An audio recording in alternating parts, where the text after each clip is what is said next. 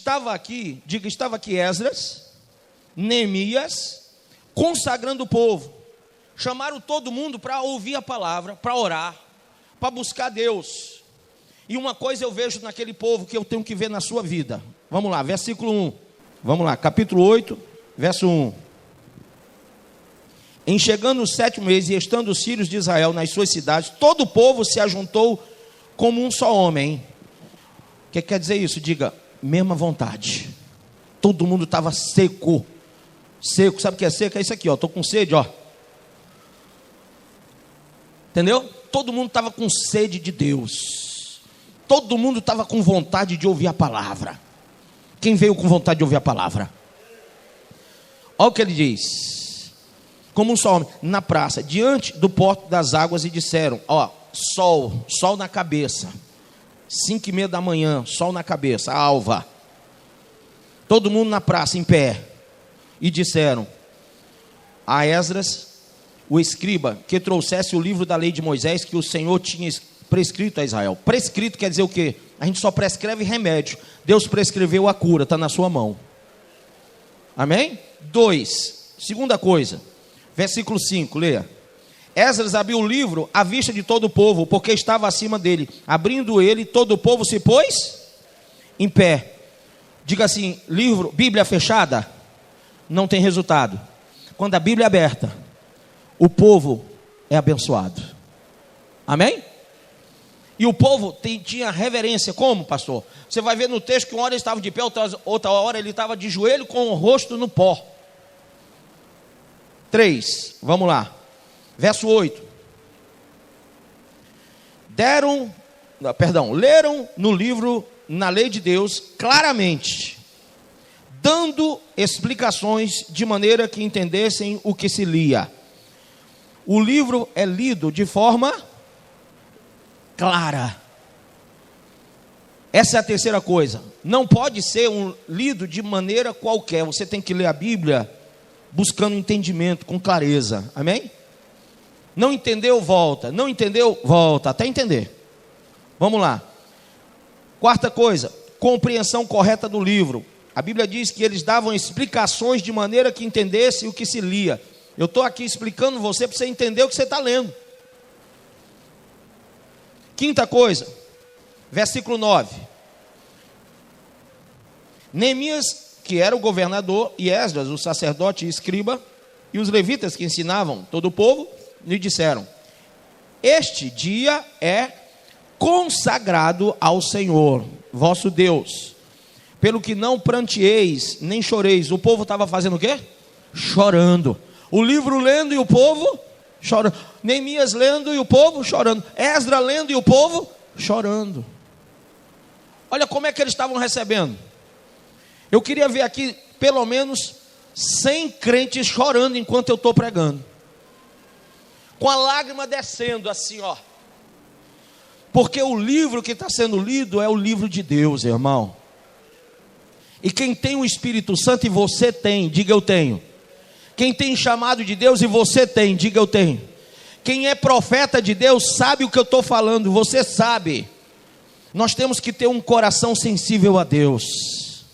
Por que a gente vai assistir um filme qualquer, e quando o mocinho morre, quando o filho, uma criança no filme morre, você chora? Por que basta uma cena qualquer de uma novela e você está lá chorando?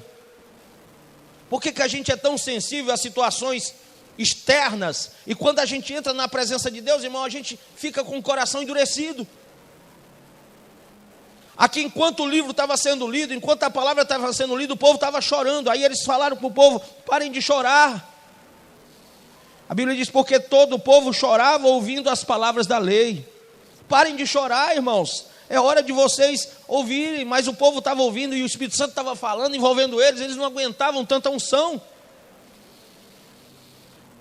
Essa unção que descia fazia o coração deles se derreter. Eles faziam muito tempo que eles não tinham a oportunidade de estarem na presença de Deus. Eles estavam ali há 6 horas com a cabeça no sol, em vez de eles estarem murmurando e reclamando que estavam em pé, que estavam com o joelho na areia quente, que estavam com os pés na areia quente. Sabe o que é que eles estavam chorando? Porque estavam ouvindo finalmente o livro de Deus.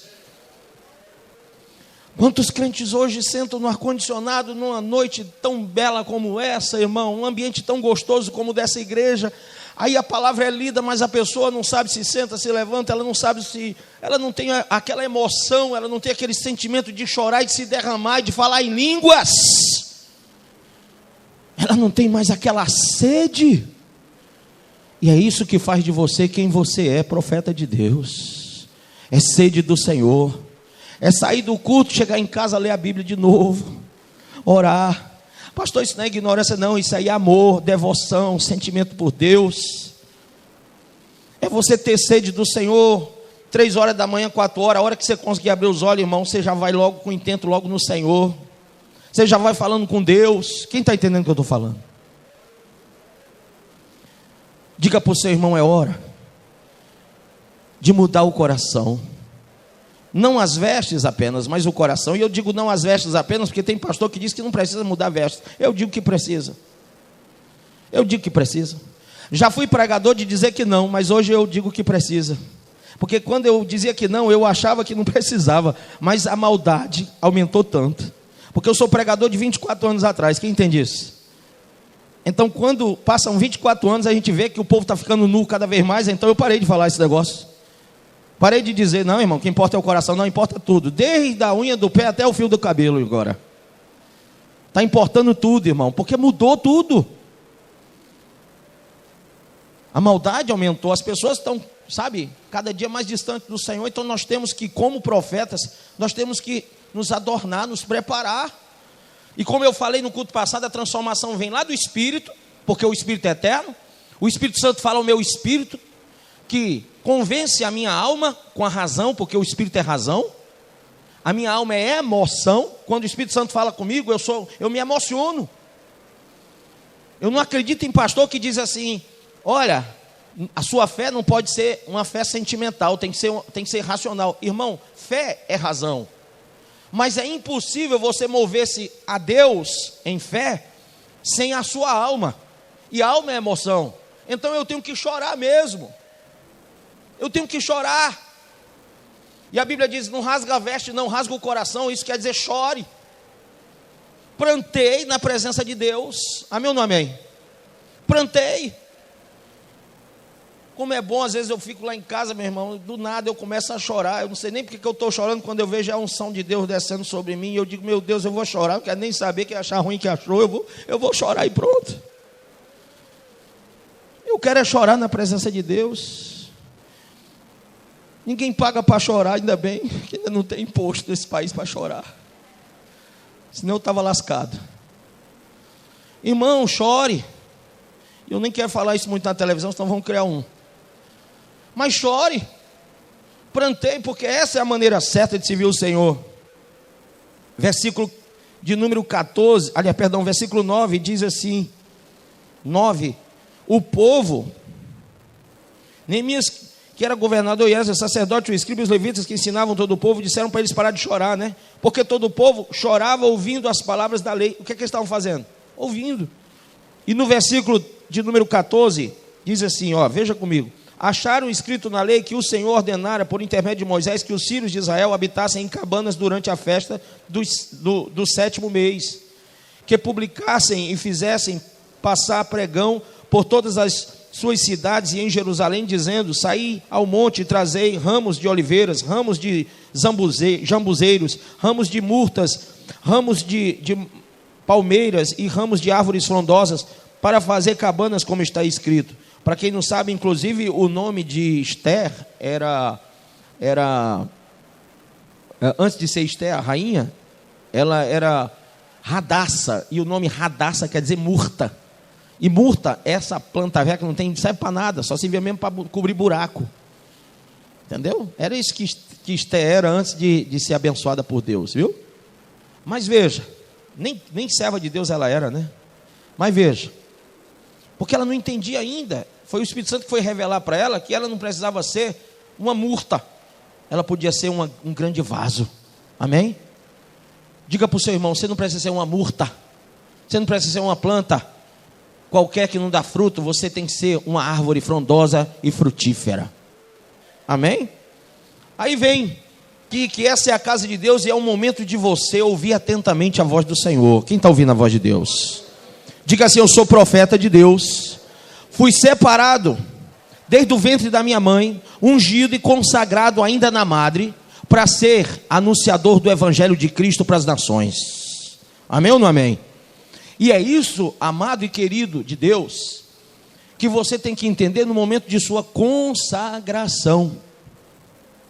Porque o médico, quando vai se especializar, ele vai se consagrar médico. É tanto que quando ele termina o curso, ele é consagrado diante de vários e várias autoridades. O advogado do mesmo jeito. Por que que o profeta de Deus não entende que a casa do Senhor, esse aqui é a escola de profetas?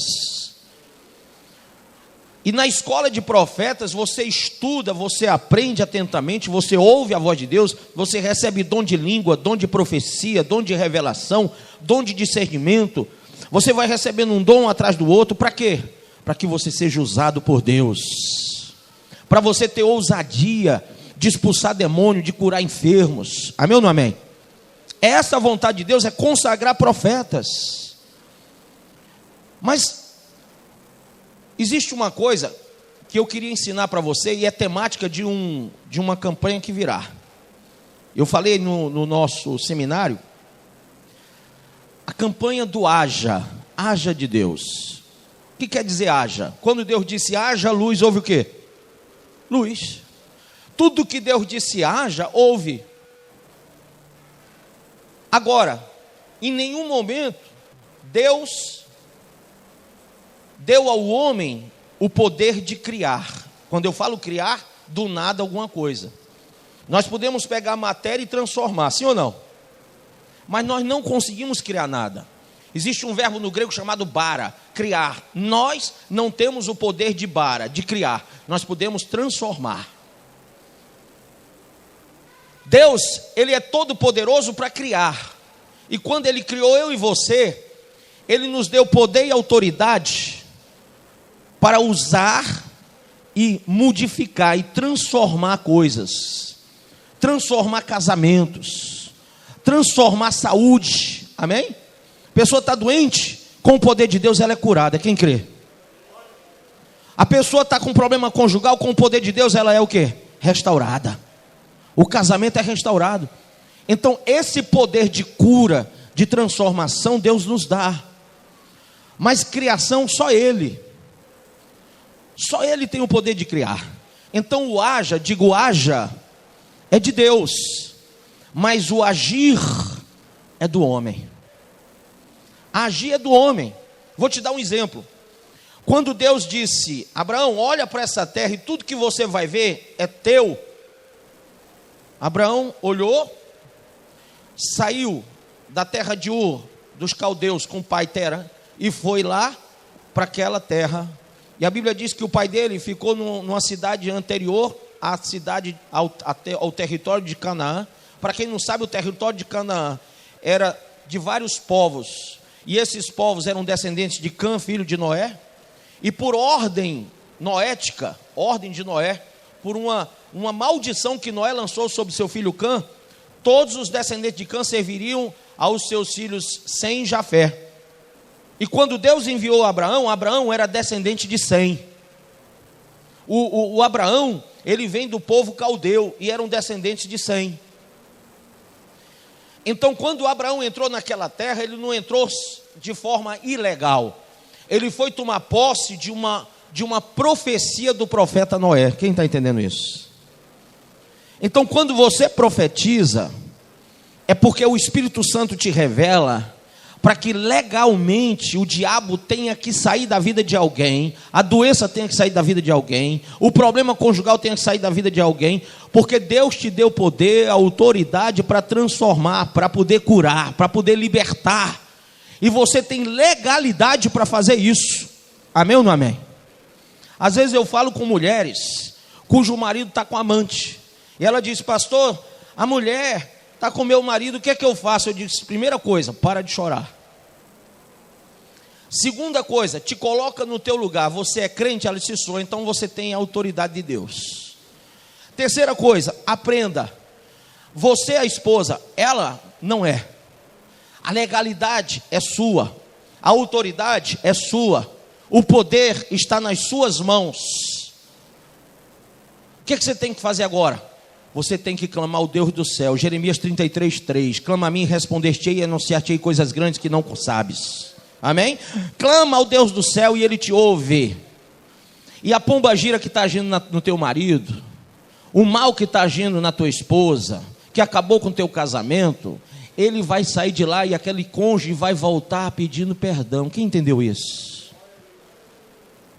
Teve uma senhora que disse para mim assim: olha, pastor, hoje mandou o recado, o marido dela voltou para casa.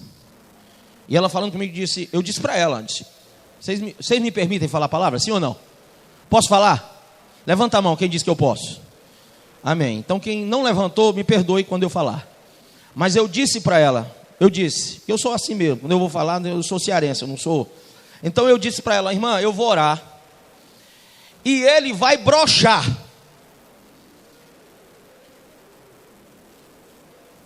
Quem entendeu o que eu falei? E vai voltar para ti, porque meu Deus é poderoso. E se ele tiver prazer, vai ser em você, e não naquela pombagira. Aí ela passou o recado para mim, pastor, não é que o homem voltou? Quem entendeu isso? Ô irmão, a oração do justo pode ou não pode? A Bíblia diz que o inferno estremece. Agora a gente tem poder, tem autoridade, mas falta consagração, falta a gente se separar para entender o mover de Deus na nossa vida. Porque quando a gente entende o mover de Deus na nossa vida, a gente deixa de ser covarde e começa a enfrentar o bicho, pegar ele pelo chifre e amarrar. Esse negócio de estou com medo, não é para crente. A Bíblia diz ser forte e corajoso. Eu não vi um versículo na Bíblia que o crente é chamado para ser medroso. Toda passagem da Bíblia diz assim: te esforça e tem bom ânimo.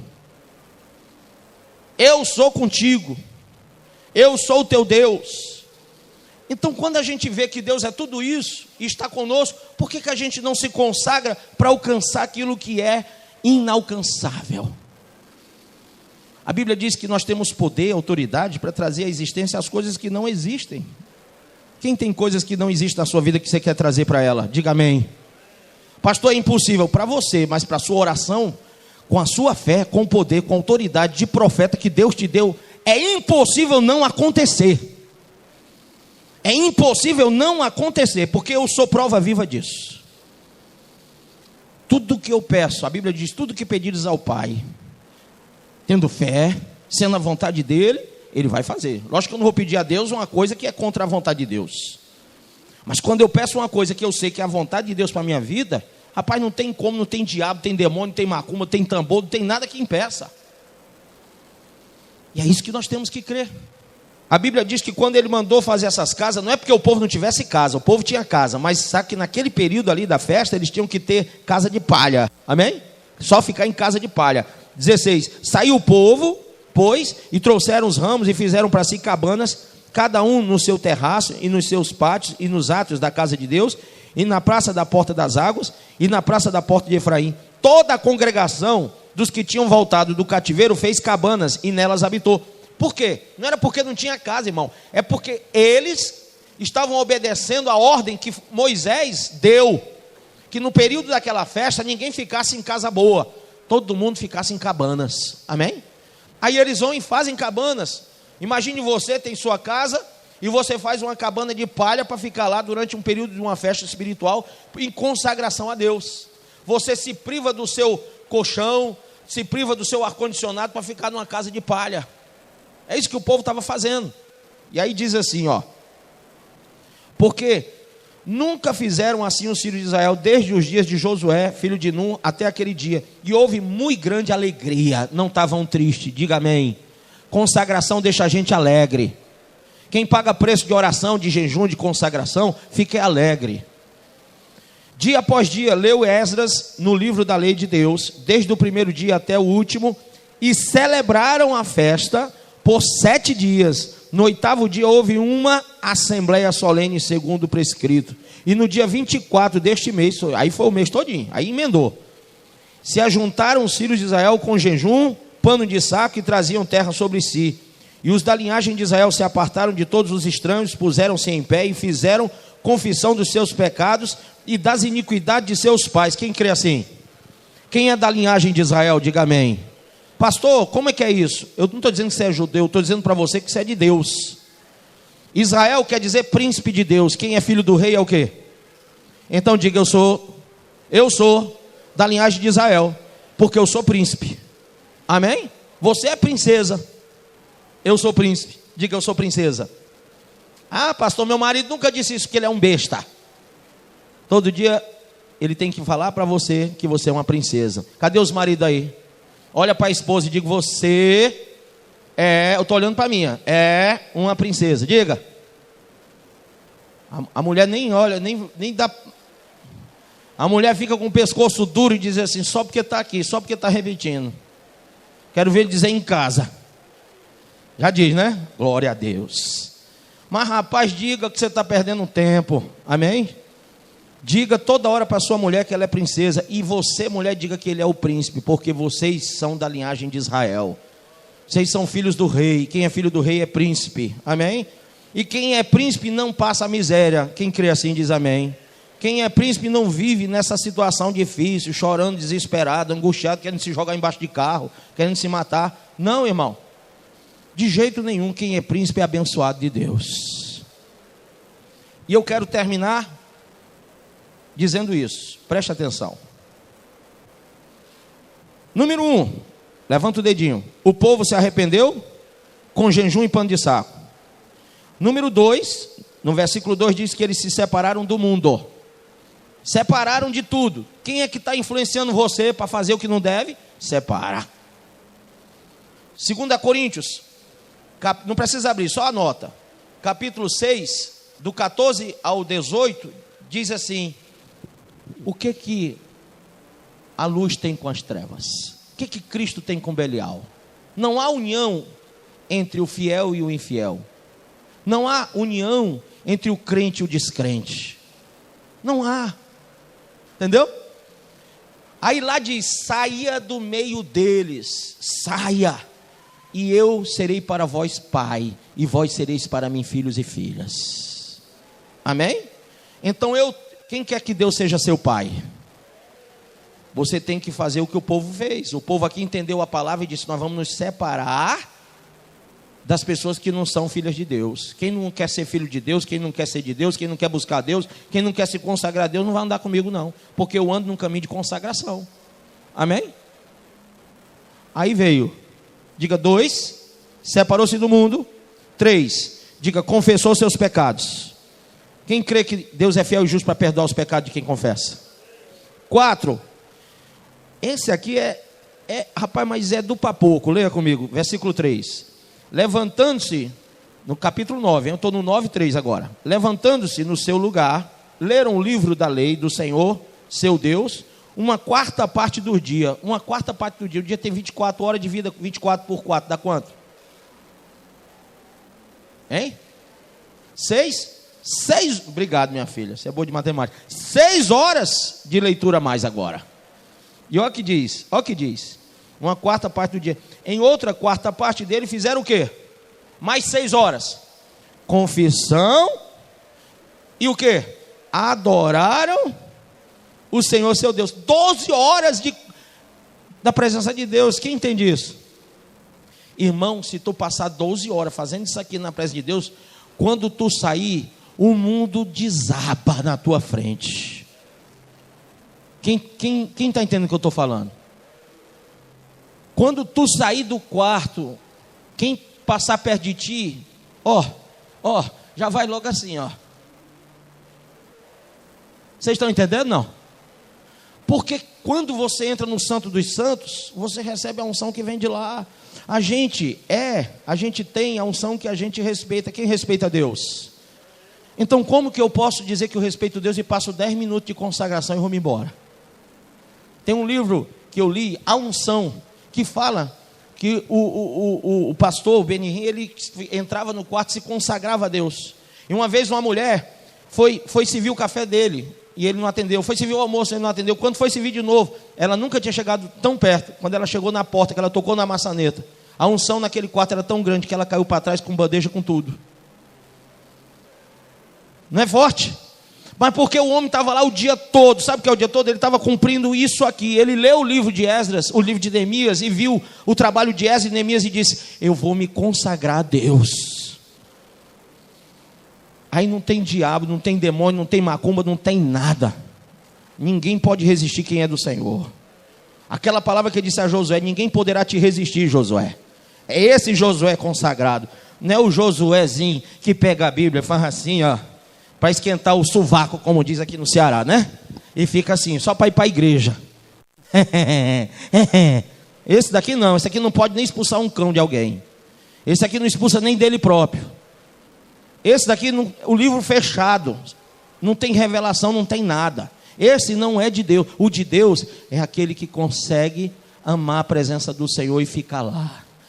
Amém?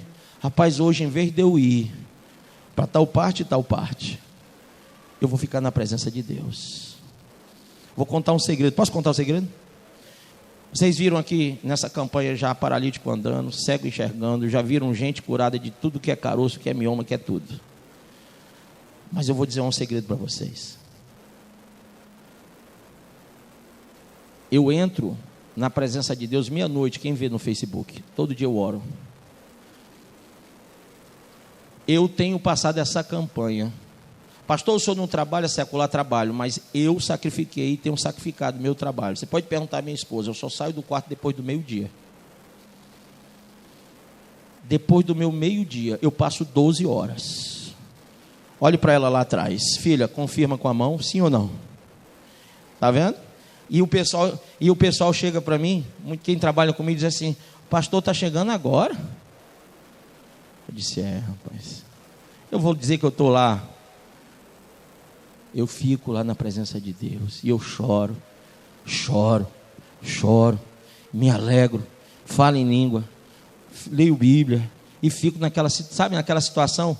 Eu digo: Senhor, quando eu sair, o que eu tinha que resolver nesse dia vai ser resolvido na hora que eu sair. Amém? Mas eu não tenho aberto a porta antes do momento que Deus me libera. Ele que libera. É que nem menino no recreio, só sai quando o professor diz vá. Eu só saio quando Deus manda. Tem que priorizar. Profeta que não prioriza tempo para Deus, irmão, não consegue unção. Quem entendeu isso?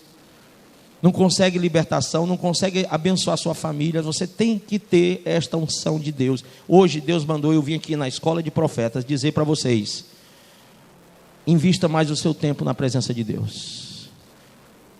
Invista mais o seu tempo nas coisas de Deus. Deus vai te consagrar. Você acabou de ouvir essa poderosa ministração da palavra de Deus. Eu creio que sua vida foi abençoada. Eu quero que você ore comigo, profetizando sobre a sua vida a salvação que vem de Cristo Jesus. Ore conosco. Deus Pai, em nome de Jesus, nós te agradecemos por esta palavra e que o Senhor possa abençoar a vida de cada um que nos viu, que nos ouviu nesse dia. Deus Pai, em nome de Jesus, que esta pessoa esteja agora entregando a sua vida, recebendo a salvação que vem do Senhor. Pois assim, Pai, nós profetizamos salvação, cura, libertação, em nome do Pai, do Filho e do Espírito Santo de Deus. Amém.